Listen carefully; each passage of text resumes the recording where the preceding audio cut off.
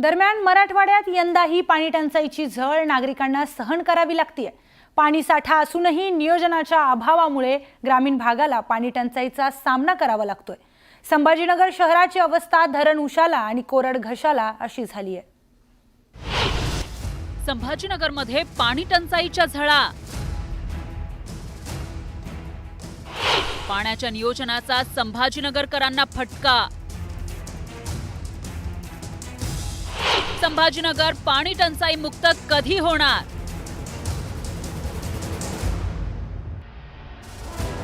दरवर्षीप्रमाणे यंदाही छत्रपती संभाजीनगरमध्ये भीषण पाणी टंचाईचा सामना करावा लागतोय।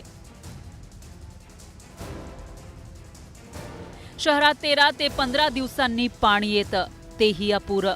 त्यामुळे पाणी विकत घ्यावं लागतंय। अशात मोठा आर्थिक फटका बसत असल्याचं संभाजीनगरकर म्हणतायत।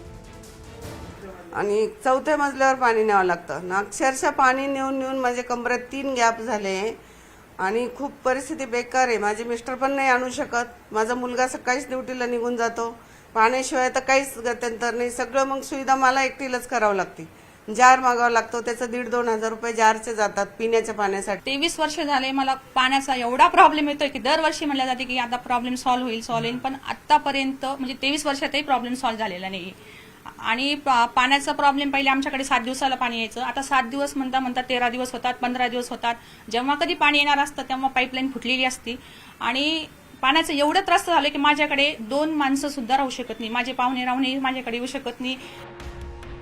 मराठवाड्यात जायकवाडी धरण आहे, तरीही नियोजनाच्या अभावामुळे धरण उशाला आणि कोरड घशाला अशी अवस्था आहे। आता संभाजीनगरचा पाणी प्रश्न कायमचा सोडवण्यासाठी सरकारकडून योजना हाती घेण्यात आली आहे।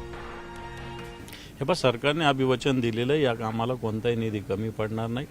त्याच्यासाठी इथले जे सत्ताधारी पक्षाचे लोक प्रयत्न करतात, आम्ही प्रयत्न करू। कारण या शहराचा मुद्दा, याच्यात पक्ष वगैरे हा विषय नंतरचा असं मला तरी वाटतं। या शहराला पाणी मिळालं पाहिजे, यासाठी सगळ्यांनी एकत्रित होऊन, आणि मी मुख्यमंत्री साहेबांशी सुद्धा बोललेलो आहे, कमिशनर साहेबांशी संपर्कात असतो।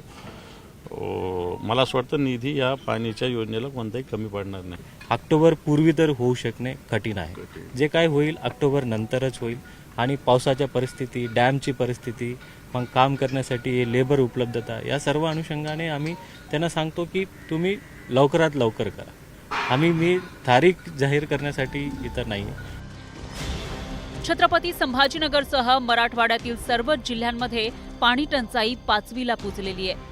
अनेक सरकारं आली, शेकडो कोटींच्या योजना जाहीर केल्या, पण या योजनांचे फक्त कागदी घोडे नाचवत मलिदा लाटण्यात आला। आता तरी त्या योजना प्रत्यक्षात आणून मराठवाडा कायमचा पाणी टंचाई मुक्त करावा, एवढीच अपेक्षा मराठवाड्यातील जनता व्यक्त करतेय।